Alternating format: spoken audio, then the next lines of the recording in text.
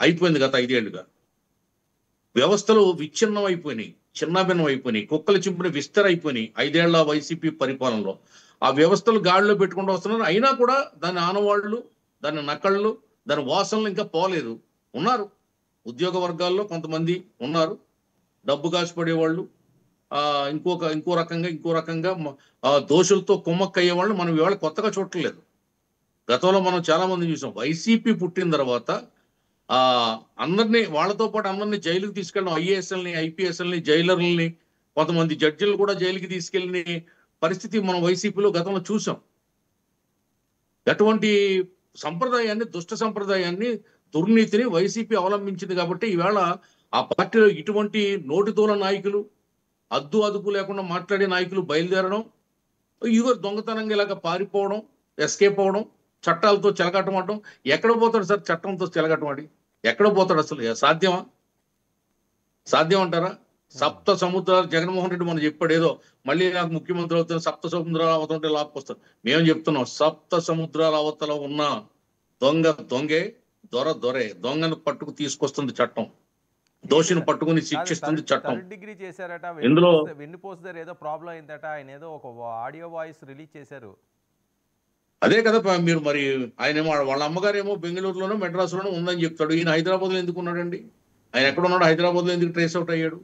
వెన్నుపూస ఎరగొట్టేది హాస్పిటల్కి వెళ్ళాలి కానీ బయటికి ఎందుకు వెళ్తాడు? మరి బెయిల్ మీద బయటకు వచ్చినాడు హాస్పిటల్కి వెళ్ళాలి కదా, వెన్నుపూస ఆపరేషన్ చేయించుకోవాలి కదా. అది కూడా అబద్ధమే. వాళ్ళ అమ్మగారికి ఆపరేషన్ జరిగింది అనేది కూడా, అది కూడా నమ్మశక్యంగా లేదు.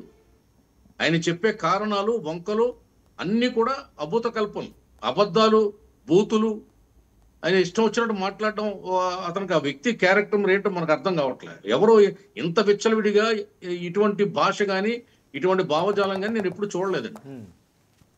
అతను మరి ఎందుకు ఆవేశపడుతున్నాడు ఏంటి? ఇప్పుడు వ్యక్తిగతమైన రాజకీయాల్లో వ్యక్తిగత కక్షలే ఉంటాయి.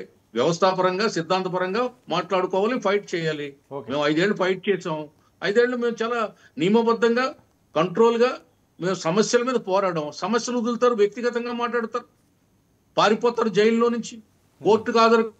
మరి ఆవు చేలో వేస్తే దూడ గట్టు మీద వేస్తుందండి. ఇప్పుడు జగన్మోహన్ రెడ్డి 12 ఏళ్ల నుంచి బెయిల్ మీద తిరుగుతున్నాడు. ఆయన ఒక విచారణ ఖైదీ.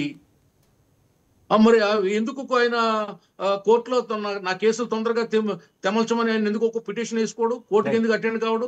సామాన్య ముద్దాయి ఒక 3 వాయిదాలకు వరుసగా వెళ్ళకపోతే 4వసారి NBW ఇష్యూ చేస్తారు, వారెంట్ ఇష్యూ చేస్తారు, నాన్ బెయిలబుల్ వారెంట్. మరి ఈ జగన్మోహన్ రెడ్డికి ఎందుకు వర్తించట్లేదు? ప్రతిసారి ఆయన ఎగ్జామ్షన్ ఇస్తారు. తప్పు కదండి. చిన్నప్పరెడ్డి గారు, చిన్నప్పరెడ్డి గారు, ఏం జరుగుతుంది ఆంధ్రప్రదేశ్? నమస్కారం సార్. వాళ్ళు ఎవరికి పదవులు ఇచ్చుకుంటారో ఎవరు అన్నది వాళ్ళు